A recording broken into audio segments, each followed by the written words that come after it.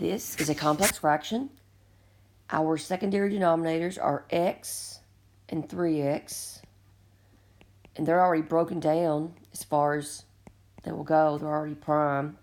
The constants are, at least. So I see 3's and I see x's. And the most of 3 shows up in any one case is 1 time. And the same thing for the x's. So my LCD is 3x.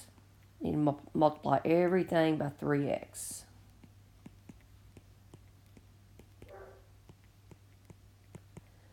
Well, when you multiply 5 by 3x, there's no fraction there, so that's just 15x. Minus, here the x's cancel, and you're left with 3 times 3 is 9. If you need to go on the side of your paper, you just need to write 3 over x times 3x over 1, and you can see how those x's cancel. In the denominator, you get 3x squared. I've multiplied these two together.